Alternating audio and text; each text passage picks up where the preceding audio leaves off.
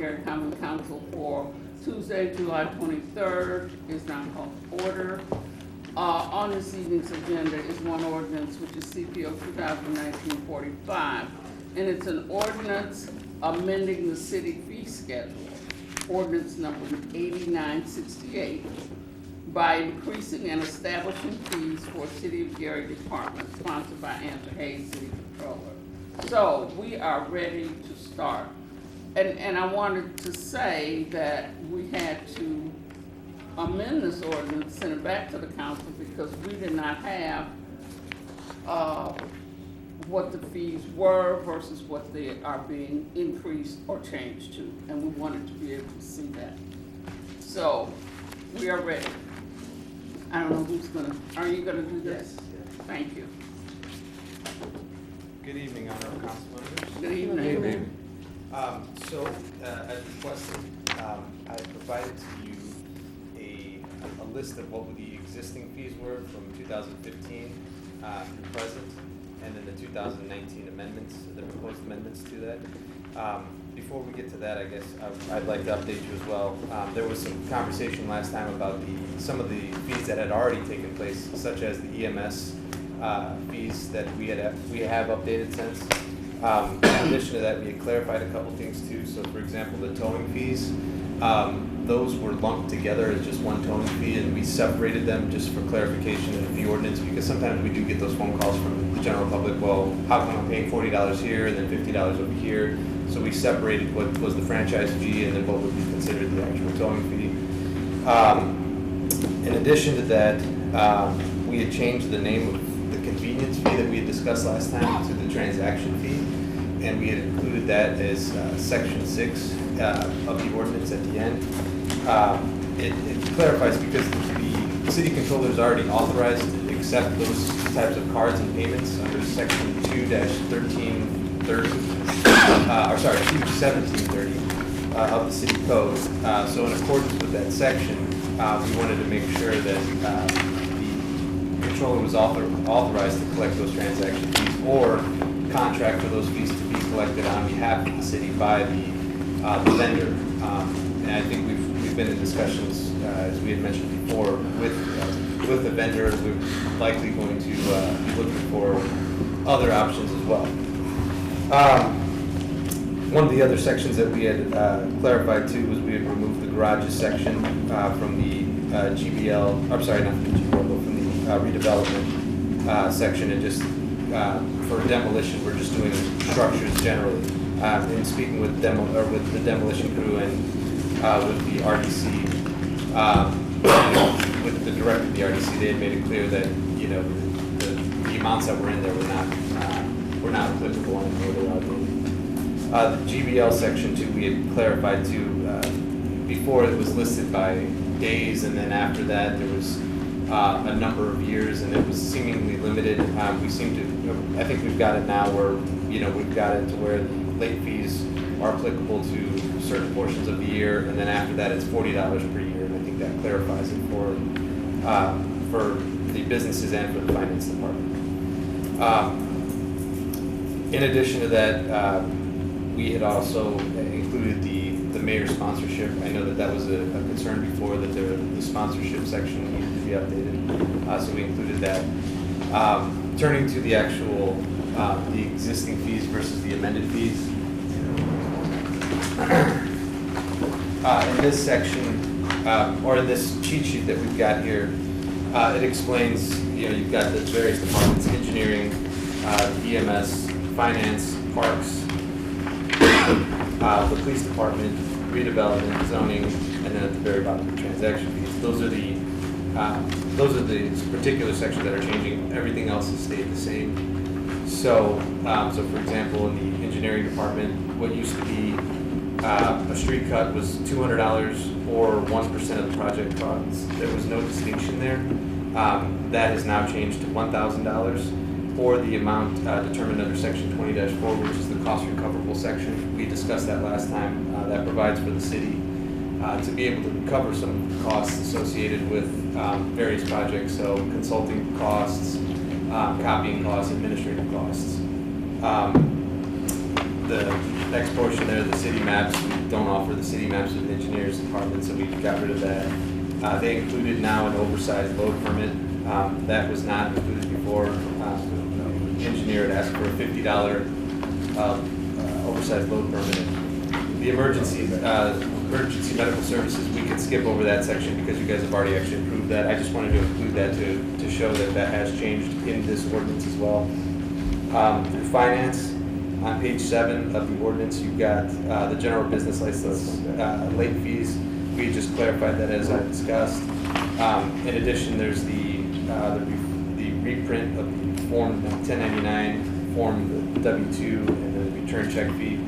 Previously, those were not listed. Now those are $5 for a 1099. There's no fee associated with the W-2, and then a return check fee is $27.50. I'd like to report too that that's also in line with the various other municipalities and counties. $27.50 seems to be the standard amount. I wanted to open air permits. Where is that? Open air permits? That was probably under environmental. Okay. Public works. Where is it? Oh, I'm open air. I'm thinking open burning. Okay. Yeah, public works. Is there? It's on page 16, begins public works. Page 15. Yes. At the very bottom, open air permits applies to special events. There's an application to get $35, a permit fee of $25, and then late fees. And if the event requires a fire inspection or fire services, there's an additional fee for that. 60. Page 60. They do not.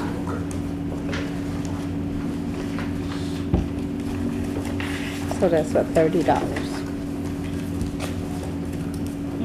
$30? And the permit fee is 25. Okay.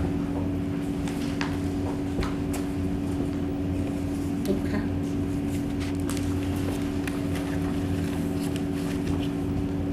So, page 11, we have the Parks Department. They've changed some of their fees. I've clarified some of their fees, and those were approved by the Park Board already. So we just wanted to list them in accordance with what the Park Board has determined the fees for example, the Market Park at Lake Street, the parking area, the season passes, and the trailer parking. The Market Park Pavilion, before it was just listed as the upstairs and the certain days that were available, and then the downstairs. In the new ordinance, it provides for, you can rent out the ballroom, you can rent out outdoor dancing, the outdoor dance pavilion venue, the pavilion formal lounge, the pavilion lower terrace, the full building, the picnic area, the garden area, and each one of those obviously has the associated costs associated with the per day, the hourly rental, the security fee, and then if there's maintenance or setup. And then it includes also for wedding packages and special discounts. That's per contract though. In addition to those fees, you've got the Hudson Campbell fees. Those were updated as well. And I believe that was it for the different facilities by the Park Board that have changed. On page 16, you've got the police department. Those were the towing fees that we had clarified. After that, we have redevelopment. As I had stated before, there was a change to clarify what structures were going to be, or that there was just going to be a single structure for demolition. There was costs associated with that, and that was all going to be under cost recoverable under section 20-4. Lastly, you've got the zoning department fees that have changed. Previously, for example, the application for a BZA request to develop was $200. Now it's $200, or the amount to be determined by cost recoverable. So $200 is basically the base level. It can cost more, for example, if you have a fairly large request that would encompass consultants or anything like that. Then you also have the applications for the special acceptance and conditional use. That was $220. Now it's $200 with the cost recoverable as well. Planned unit developments were $500. Now the base level for that is $2,500. The request for use variances were $400. Those have now been increased to $500. The subdivision review was $180. Now, those are all under cost recoverable, so whatever the costs associated with that will be paid by the individual applicant. I guess one other thing to discuss is the effective date. I think the last time we were here, we had August 1st. We are proposing, in order to give notice and to meet a quarterly, essentially meet what would be a quarterly, the quarterly timeline. We're suggesting now September 1st. I think by that time it would give the public enough notice. In addition to that, it would help us as far as the city expenses and whatnot, being able to collect on some of these fees. We talked about on page 21, the new section 6 that was in. Oh, yeah. So, on page 21,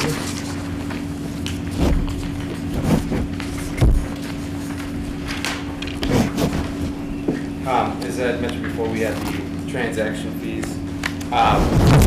Under section, we've got subsections A, B, and C. Essentially, section A is the section I briefly described, where under 2-1730, the city controller, they may pay for any applicable charges that are associated with transaction fees. If there is a charge that may be collected from the individual, this authorizes that actual collection of those fees. And then in addition to that, we may contract for that to be collected directly from the vendor, directly from the person using the financial instrument, instead of going through the city as a pass-through. And then section 6 is the insufficient funds and return check section. There, it's essentially authorizing us to collect those the fee listed in section 20-1, which is the $27.50, for any return checks or insufficient funds. In addition to that, there's the failure to timely, if you fail to timely pay the original amount plus the fees plus the fee associated with that, the city controller is authorized to void, revoke, or cancel any license, permit, application, or other city-issued privilege or service applicable to the insufficient funds or return check. So, for example, if you go to get a building department, you go to the building department and you pull a permit, and you submit a bad check for that permit can be voided or it can be revoked. Same thing with the GBL. If you go and get your GBL, we've had this issue before where somebody will come in and they'll write a bad check under a company name. They'll get their GBL and then we find out weeks later that the check was bad. Well, this essentially authorizes us to void it. Before, I think they would call them and call and nothing would ever happen with it. This authorizes us to essentially notify them that their permit is void until the payment is made with the late fees or with the return check fees. In addition to that, we can withhold the issuing of any further permits or subsequently requested permits or licenses or anything like that until those debts are paid. So.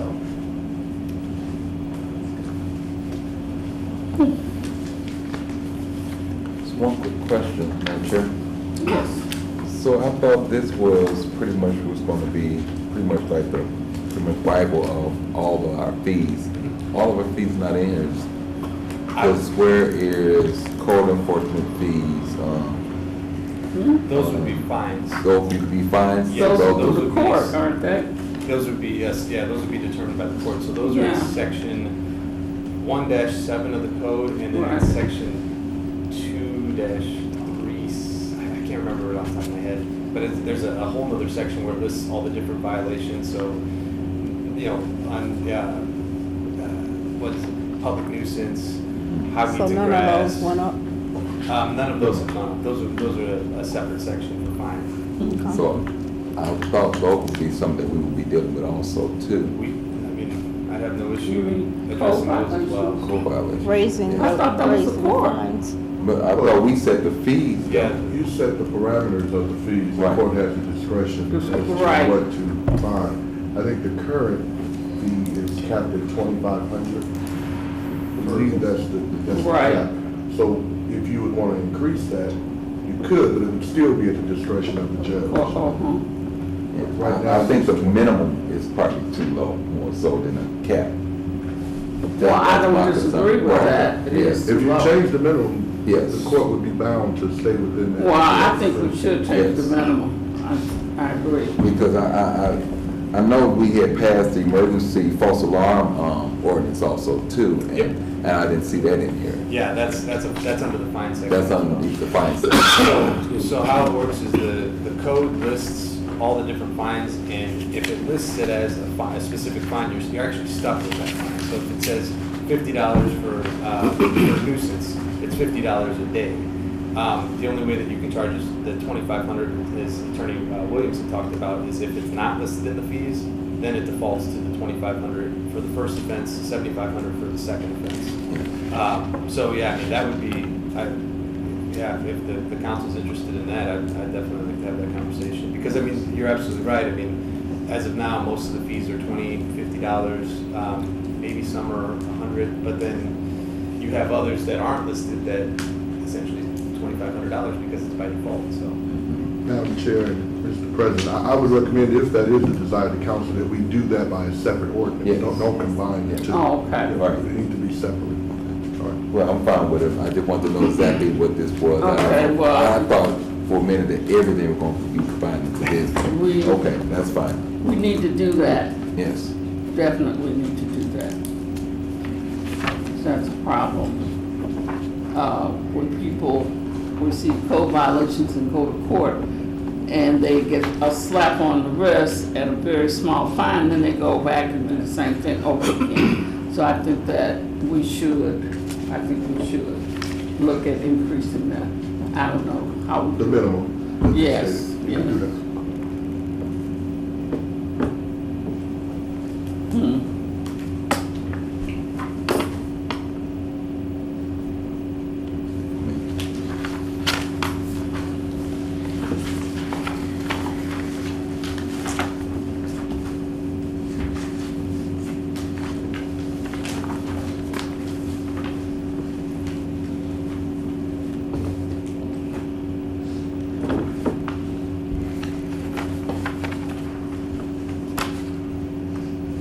Madam Chair, I just have one question that relates to the recoverable cost of part of the amendment.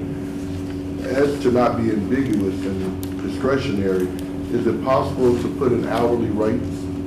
So like, you have staffing time, city attorney time, city engineering time, well, to be calculated at what rate? And will that rate be consistent?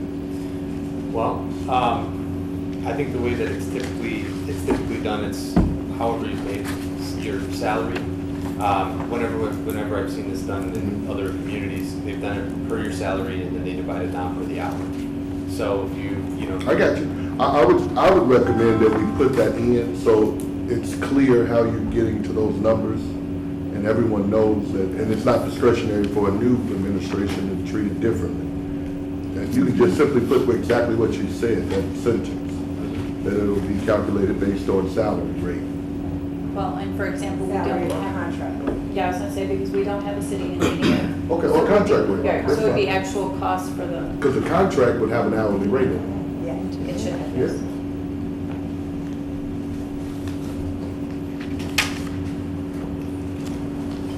So yeah, that line right there, I think that, Yeah, that would clear it up. Then I would understand. I don't think it would be challenging.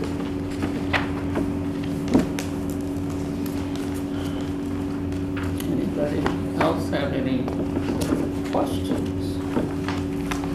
Madam Chair? Yeah. The park superintendent is also here if you had questions again about park fees. We did, I gotta find them.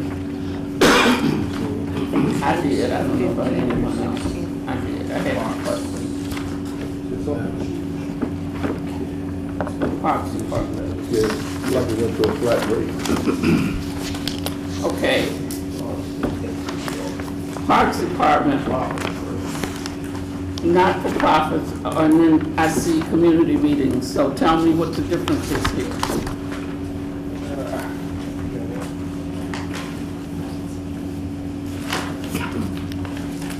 I can just flip to the next page.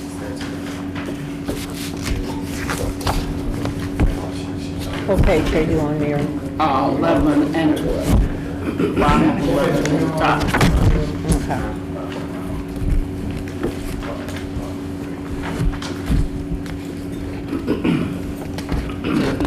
nonprofits, and then it says community meeting. So, I don't know what to do, I need to know what to do. Yeah, so, Councilwoman, the way I would interpret it, this was something that was, probably passed a long time before me, but the way I would interpret it is, so non-for-profits are people who actually got the proper paperwork, 501c3s, they actually have documentation to prove that they're a non-for-profit. Community meetings could be, block club, could be. Our community meetings, No. No. I just want to know, I know I want to be clear, Yes. you know, in terms of, Yeah, because correct me if I'm wrong, yours are counted in line with city function. So, in my opinion, we have to interpret it differently because of that. But community would be like outside community groups. Like your red hatters? Red Hats, Okay. those are which, I would say that would be a community, not a non-profit, unless they have. because we do have, over Charleston, we have a group of Red Hatters that meets monthly, I believe. So that is what? That would be a community. Oh, That would be a community. They meet at Roseville Pavilion also. we have them at Charleston that meet too. So I just need to know when they ask me, because they will. Okay. Okay. Okay. Picnic shelters. At Marquette, that's $20. Yeah, so there are different ones, so. Number Marquette's- 5? No. Okay, that's what I thought. Okay. I know. $20 refers to the ones in like Brunswick, Thomaston. Ironwood has a shelter. So in those, Marquette's shelter rates are different. Not that much more expensive except for Area 5, which you just mentioned. But the $20 ones are the ones that are more. Just a plain shelter. Yeah. Okay. Okay. One thing about the shelter before I go to parking, I was just surprised to see there's no provision to add any additional shelters out of Marquette for the future. There's no provision to add, because I see we're just stuck at that same shelter, and I see it's a number of people that comes out there and utilize the park. And there is a fight for those shelters there, and there's a need for more shelters to be put in Marquette. I just would like to sing that it was this is for the future plan that they're going to build more shelters out in Marquette.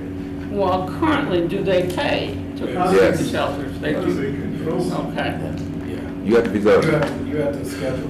Yes. You call the office. Call and schedule. And then, in the Yes, sir. instances where we don't have people who pay for them, who just may happen to come and use them, usually we verify that they're on the schedule, and if they're not on the schedule, usually our executive director or somebody from the office will go and collect the money from them. Oh, And okay. provide them a receipt. Okay.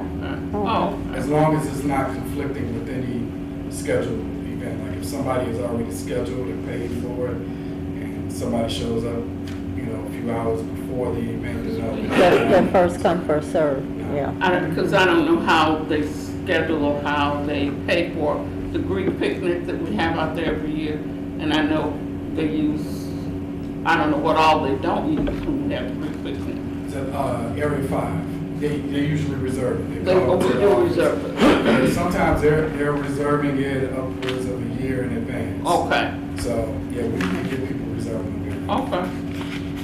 The parking fee, I believe it has went up in Marquette. It's saying on this cheat sheet here, it's saying $3. I believe for residents now $5 and non-residents $7. So that's not.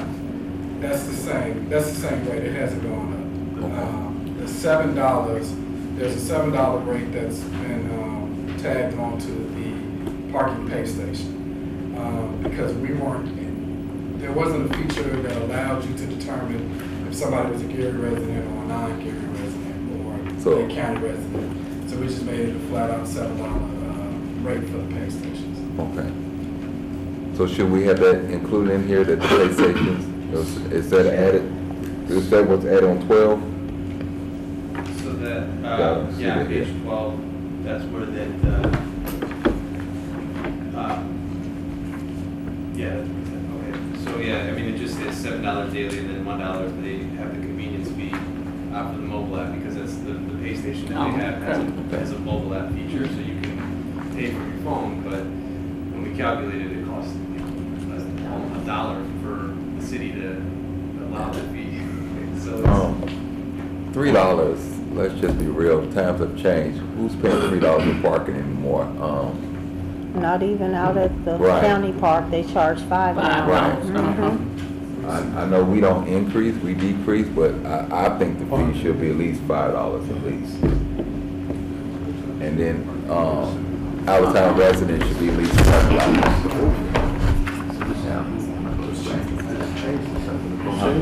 No, it's 7 at the parking meter, since the meter can't regulate who's $3 a for residents, $5. Resident. No, it's just flat out seven. It's just flat out seven. throughout the whole park. For the parking pay stations. The pay stations The on. pay station. Oh, the lots are 5 and 7. They're 5 and 7. Okay. Yeah, it's not 3, no. Okay. Yeah, so I was looking at this sheet here. It has here marked at $3. So that's why. That was the old. This is old? I To thought the this was. left, to the left is old. Oh, talk to me. Okay. All Oh, right. right, Okay. amended. There we go. Yeah, Okay. Gotcha. Gotcha. 2016 to 2017. Okay, okay. All right. We're good. Feel so much Okay. better now. Okay. $3. We ain't never going to make it nowhere. Okay. Right. Anybody else have any questions?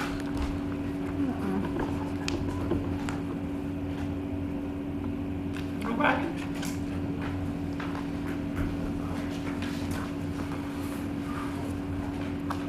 Are we straight or what? Find out in 2 weeks. When did we say it was gonna go in effect? that's what I was gonna ask. September 1st. First is what we are suggesting. When? September 1st is what we're suggesting. And we will use our communications team to post it on our website, on our social media sites, and all of our outlets that we have changes for. Okay.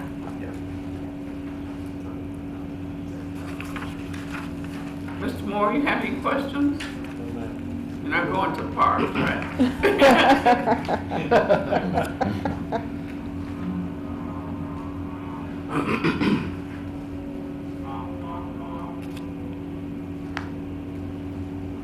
What are loyal membership benefits? Per park board approval, what are those? So when we implemented the rate changes, it was at the Hudson Campbell last year, and I guess in order to, for lack of a better word, soften the blow, they said, well, let's freeze it for 2 years for people who have already been members, who've already had memberships with us for a while.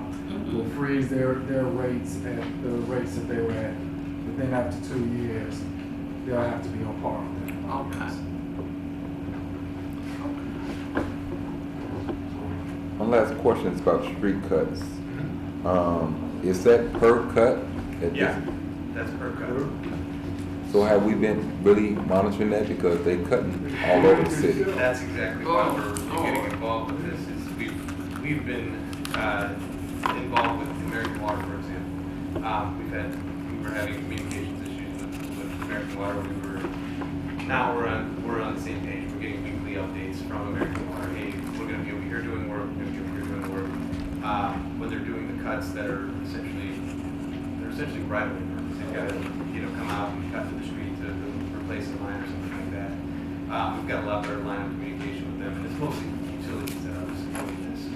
But yes, we got to the point where we realized we were paying more for our consultants to go out and do the inspections by far than what the fees were associated with it. And actually, the amounts that were listed, it wasn't very clear. It just, in the order, it just said $200 or 1% of the cost. It didn't say the greater of or the lesser of.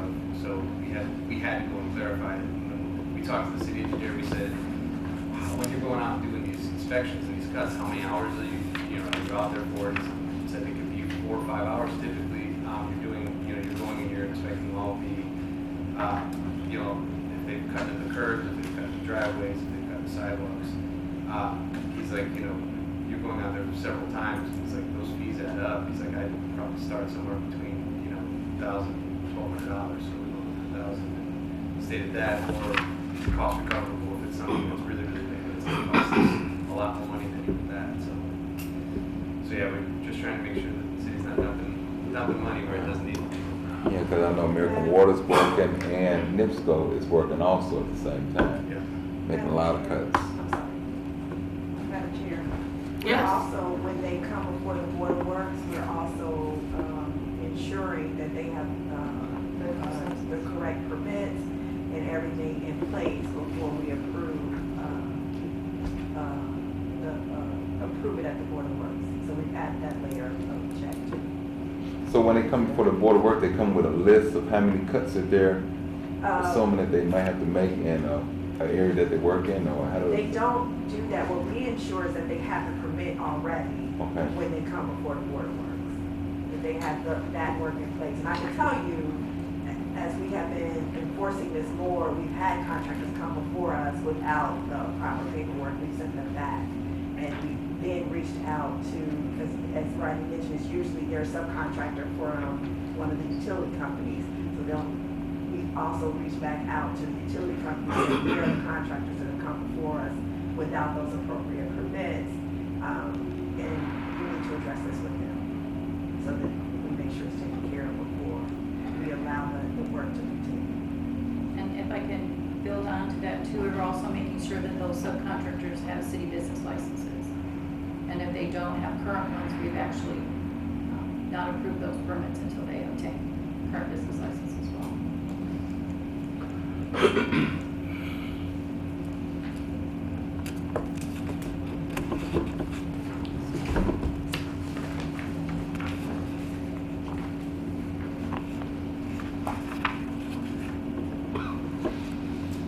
Good work. Thorough. Yeah. Yes. Okay.